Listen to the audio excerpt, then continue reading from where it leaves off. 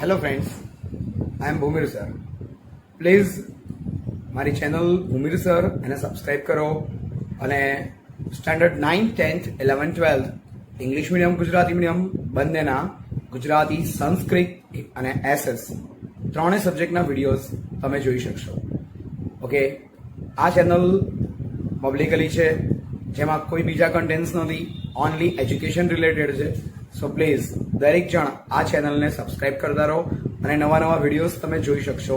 તમારા બાળકોને અથવા તો ફ્રેન્ડ સર્કલમાં કોઈ પણ હોય એને પણ તમે આ વિડીયોઝ બતાવી શકશો. Okay, so thank you for this cooperation. Okay, bye. Start chapter number 7, Surdas के पद. सूरदास, जिसे सूरदास जी के नाम से हम जानते हैं, उनका जन्म 1478 में और उनकी निधन 1573 में हुई. महाकवि सूरदास जी को उनका जन्म कुछ लोगों के अनुसार दिल्ली के पास सीही नामक गांव में हुआ. कई लोग मानते हैं कि इनका जन्म मथुरा के पास रुकना यानी कि रेणुका क्षेत्र में हुआ. लेकिन ये तो डिफरेंट है, लोगों के ओपिनियन जो डिफरेंट रहते हैं. इन के बाबत में एक और बात भी है, हम सूरदास जी को अंध कवि मानते हैं. कई लोग मानते हैं वे जन्मांध थे, जन्म से ही अंध थे, और कई लोग मानते हैं कि नहीं, वे बड़े हुए उसके बाद उनका कुछ एक्सीडेंट हुआ होगा और उसमें उनकी आंखें चली गई. वल्लभाचार्य उनके गुरु, जो वल्लभाचार्य वही है जिन्होंने ये पुष्टि मार्ग, पुष्टि हवेली, कल्याण पुष्टि हवेली जो हमारे यहाँ है, वो कल्याण पुष्टि हवेली के जो दाता थे वो वल्लभाचार्य जी उनके गुरु थे. इनकी ही प्रेरणा से वे श्रीनाथ जी मंदिर में कृष्ण की लीलाओं के संबंधित पद रचना करते. कृष्ण के अनन्य भक्त थे. वात्सल्य एवं श्रृंगार रस, 9 टाइप के रस जो संस्कृत और हिंदी में दिए गए हैं, और इसी 9 टाइप के जो रस है उनमें से एक रस है श्रृंगार रस, जिनका वर्णन अद्वितीय है. प्रस्तुत पद में सूरदास की अनन्य भक्ति भावना का परिचय मिलता है. उनका मन सिवा कृष्ण के कहीं नहीं लगता और कहीं सुख नहीं पाता. जिन आंखों ने कमल के समान नयनों वाले, कमल नेत्र वाले श्री कृष्ण की छवि देख ली हो और उसके दर्शन कर लिए हो, और देव की आराधना भी वे कैसे कर पाता है. दूसरे पद में भी उन्होंने आराध्य देव की गुणगान गाए हुए हैं, जिसमें कृष्ण की मूर्ति का यानी कि कृष्ण के पहनावे का बखूबी वर्णन किया हुआ है. बाल कृष्ण की चेष्टा के माध्यम से बालक कृष्ण उसका मनोरम्य यानी कि मन को पसंद होने वाला वर्णन भी किया है. विनय और भक्ति भाव का ये पोयम, जिसमें कृष्ण भक्ति टॉप पर रहती है. पहले मीनिंग्स देखते हैं.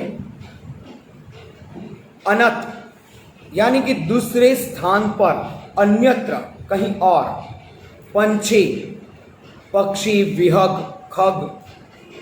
महात्म यानी महात्म्य यानी कि महानता, जिनसे बहुत बड़ी उम्मीद की जाती हो वैसी महानता.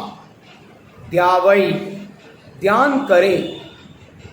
छांडी यानी कि छोड़कर, जूठा छोड़कर उसे छांटना भी कहते हैं. किस चीज को खाकर आप जूठा छोड़ते हो तो उसे छांटना ऐसा कहते हैं. पियासो, प्यासा. दुर्मति, इसमें थोड़ी सी उन्होंने ग्रामेटिकली अपनी ओर से थोड़ी अनुकूलता ली है. दुर्मति में आपको मालूम होगा कि र नहीं आता, म के ऊपर रेफ रहता है, तो दुर्मति ऐसे लिखते हैं. दुर्मति यानी कि खराब, जिसकी बुद्धि हो, जिसका लॉजिक खराब हो वो. करीला यानी कंटीली झाड़ी, जिसमें हमें कांटे चुभते हो ऐसी झाड़ी. छेरी, बकरी, चारू सुंदर ब्यूटीफुल, लोचन यानी कि आंख नयन, मादक नशायुक्त कैफ। तो सूरदास के पद एक्चुअल में लिखे गए हैं व्रज लैंग्वेज में, जहां पर वो बड़े पले हुए, वो यूपी की लैंग्वेज है व्रज लैंग्वेज। व्रज लैंग्वेज में वो बड़े पले हुए, तो फिर व्रज लैंग्वेज में लिखे हुए हमारे ये पद कहीं पर भी ऐसा नहीं है कि डायरेक्टली प्योर हिंदी आपको मिलेगा, कुछ रीजनल लैंग्वेज का वर्ड्स भी इंटरफियर होगा। Okay, but we don't know the language of UP और ब्रज लैंग्वेज। ये ब्रज लैंग्वेज वही है जो कृष्ण भगवान बोलते थे।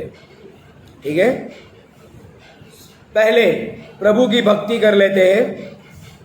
मेरा मन अनत कहाँ सुख पावे, मेरा मन और कहाँ पर सुख पावेगा, अनत यानी दूसरे स्थान पर कहाँ मेरा मन सुख पावेगा। जैसे उड़ी जहाज को पंछी, जैसे उड़ा जहाज पर से पंछी फिरी जहाज पर आवे। क्यों क्यों? समंदर के बीच में पहुंचा हुआ जहाज, उस पर बैठा पंछी उड़ उड़ कर चारों ओर घूमता रहता है, फिर भी चारों ओर समंदर है, वो कहां पर स्टे करेगा? वो पानी में तो जा नहीं सकेगा, तो फिर उसे कहां पर सुख मिलेगा? वापस आकर बैठने को उसे कहां पर कन्वीनियंट होगा?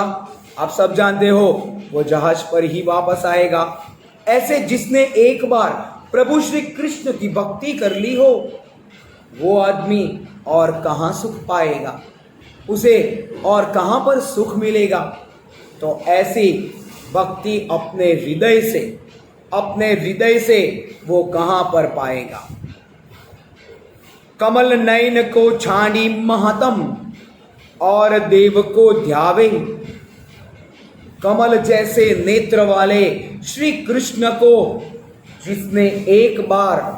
जिसने उनकी भक्ति एक बार कर ली हो, उनकी महानता को छोड़कर आप और किसी को कैसे पसंद कर सकते हो? किसी और को ध्यान कैसे कर सकते हो? परम गंगा को छांडी पियासो दुर्मति कूप खनावई, यानी जिसकी बुद्धि खराब है वही ऐसा कर सकता है, जो गंगा के जल को छोड़कर कहीं और जाकर कूप यानी कि वेल कुआं, वो खनावई यानी कि कुआं वो खुदाता है। कुआं खुदाने की क्या जरूरत है? आपके पास जहां पर गंगा नदी का पानी है, ऐसी पवित्र गंगा का पानी पियो ना। क्यों कुएं को खोद रहे हो? जैसे आपके पास दूरदृष्टि है, जैसे आपके पास कुछ अच्छी भावनाएं हैं, तो फिर आप उसे ध्याओ, उसे आप सुनो, उसे आप समझो, यही आपका कर्तव्य भी है। तो फिर यहां पर कहते हैं परम गंगा को छांडी पियासो यानी कि प्यासा। क्यों कुएं को खोदेगा? जिसकी मति मारी गई होगी, जिसकी मति में कुछ नहीं होगा, जो कुमति वाला यानी दुर्मति वाला, खराब बुद्धि वाला होगा, वही यह कार्य करेगा। जी ही मधुकर जम अंबुज रस चाख्यो करिल फल भावई। जिसने मधुकर यानी कि मीठे जामुन का रस खाया हो, जैसे मीठे फल चखे हो, क्या वो उसे छोड़कर कंटीला फल खाएगा क्या? नहीं, वो दुर्मति वाला ही होगा जो प्रभु की भक्ति को छोड़कर और कोई काम सोचेगा। प्रभु की भक्ति में इतना रस भरा हुआ है कि और कोई काम उसे उसे सुन भी नहीं पाता, समझ भी नहीं पाता और वो कर भी नहीं पाता। सूरदास जैसे कि अपना नाम अपनी पंक्तियों में लिखते हैं। कई लोग तो ये बारे में भी विवादास्पद है कि इनका नाम सूरदास जी था। वो बहुत अच्छा गाते थे। गाना अच्छा हो तो आपका सुर अच्छा है, इसीलिए आपको बोलते हैं सूरदास यानी कि आपका बढ़िया सुर। सूरदास प्रभु कामधेनु तजी। What is the meaning of Kamdhenu? Kamdhenu एक ऐसी गाय है जिसे हम कुछ भी मांगे हमें प्राप्त होता है। वो ऐसी गाय है जिसे सुर यानी कि देव भी चाहते हैं। सुर यानी कि देवलोक में भी ये कामधेनु रहती है। जिसे भी कुछ इच्छा हुई कामधेनु से मांग ले, वो इच्छा तुरंत ही पूर्ण हो जाती है। ऐसे ही कामधेनु को हम कैसे तज सकते हैं? तजी यानी कि त्याग करना। ऐसी कामधेनु को हम कैसे त्याग सकते हैं? यही तो हमारी बहुत बड़ी अच्छाई है कि प्रभु के रूप में मिली हुई कामधेनु कर छोड़कर क्या हम छेरी दुहावे यानी बकरी को दुहेंगे? नहीं। बकरी को दुहावे यानी बकरी का दूध लेंगे? नहीं। कामधेनु जब आपके पास है तो और चीज की आपको क्या जरूरत रहेगी?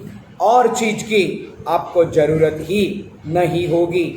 यही तो बात इस सूरदास के पद में के पहले पद में समझाई हुई है। In second point now Lord Krishna's description of their beauty.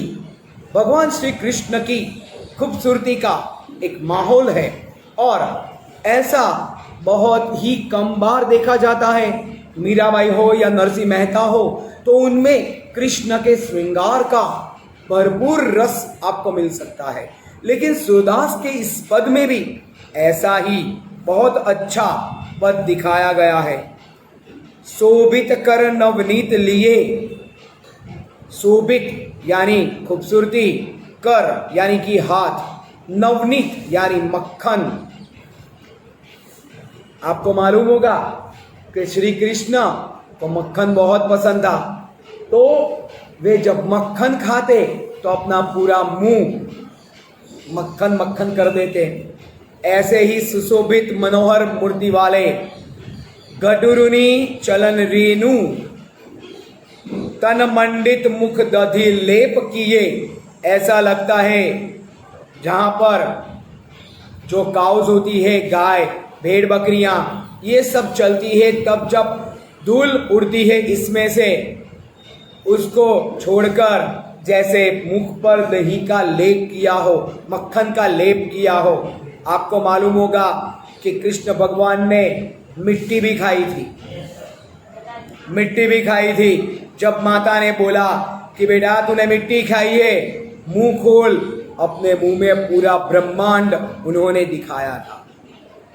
चारु कपोल लोल लोचन।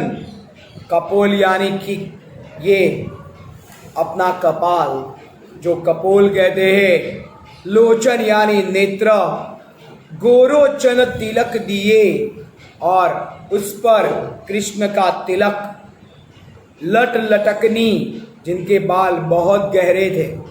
कहते हैं कि कृष्ण भगवान बहुत लंबे बाल वाले थे।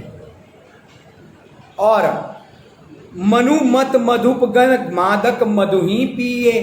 बस ऐसे ही रूप को देखा करो जैसे कि मधुरस यानी कि मधु मक्खियों के द्वारा बनाया गया हनी, मधुरस, उसको ही उसका ही हम सेवन करें। ऐसा मीठा रस इसमें से मिलता है, ऐसा मीठा रस हमें इसमें से मिलता है।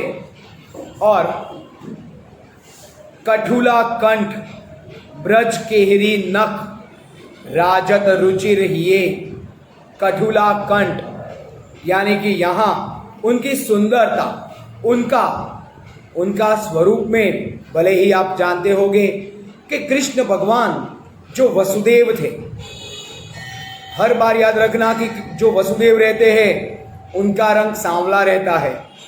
जैसे कि राम भगवान, जैसे कि कृष्ण भगवान, शंकर भगवान, इन सब का रंग सांवला नीला रहता है। वैसे ही उनके रंग पे बहुत ही सुनहरा लगता है ये रंग। भले वे सांवले होते हैं, फिर भी सांवले होने के बावजूद भी वो सुनहरे दिखते हैं। धन्य सुर, सूर्य यहाँ पर सूरदास का शॉर्ट नेम लिया है। एकौ पल इही सुख का सत्कल्प कीजिए। जैसे कि सूरदास ऐसी आंखों को देखकर धन्य है, उनकी खुद की तो आंखें थी ही नहीं ना, फिर भी मन की आंख से वे कृष्ण की मूर्ति को देखते हैं, अपने मन ही मन में उसे ध्याते हैं। तो यह बात है कि कृष्ण भगवान की मनोहर मूर्ति जैसे उन्होंने देख ली हो, वैसे ही ध्यान उस पर जाता है। तो ये चैप्टर यहाँ पर कंप्लीट होता है। अब आपको होमवर्क में करना है इस चैप्टर की एक्सरसाइज, मीनिंग्स सब कुछ लिखकर मुझे दिखाना रहेगा। ठीक है।